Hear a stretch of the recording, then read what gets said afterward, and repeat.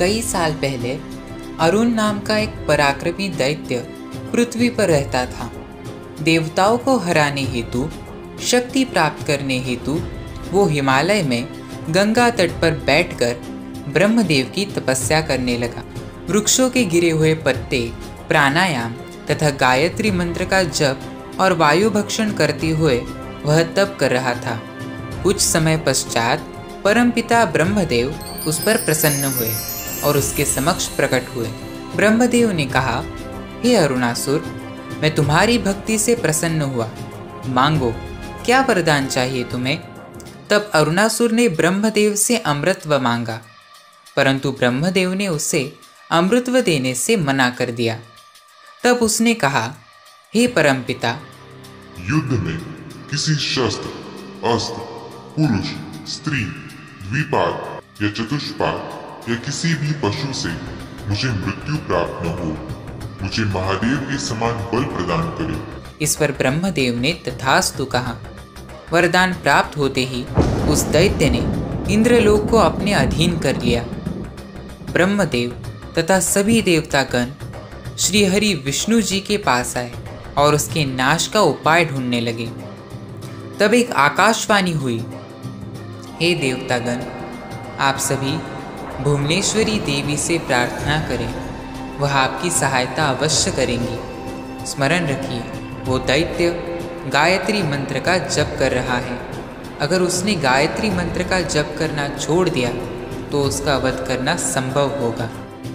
इस आकाशवाणी के पश्चात गुरु बृहस्पति उस दानव के पास आए।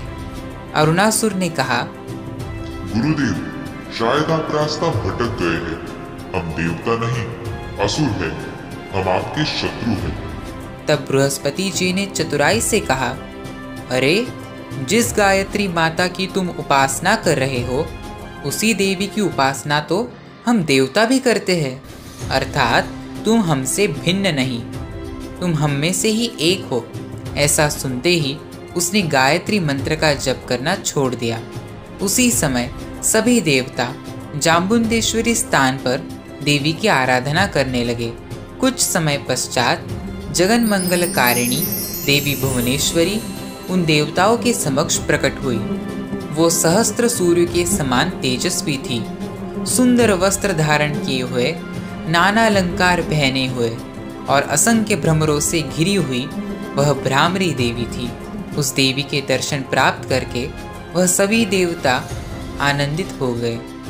देवताओं की स्तुति के पश्चात देवी ने कहा, हे देवतागण, मैं आपकी भक्ति से प्रसन्न हुई, मांगिए, क्या वरदान चाहिए आपको? तब देवताओं ने घटित हुआ सारा घटनाक्रम देवी को बताया। अपने भक्तों को कष्ट में देखकर देवी अत्यंत क्रोधित हो गई। देवी ने अपने समस्त भ्रमरों को आदेश दिया। कुछ ही समय में समस्त विश्व भ्रमरों से घिर गया।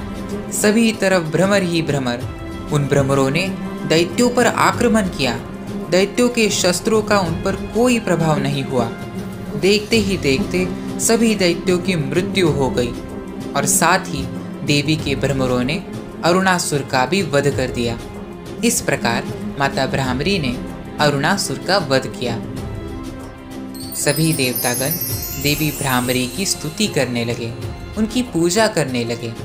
देवी ने समस्त देवताओं को आशीर्वाद दिया और अंतर्ध्यान हो गई।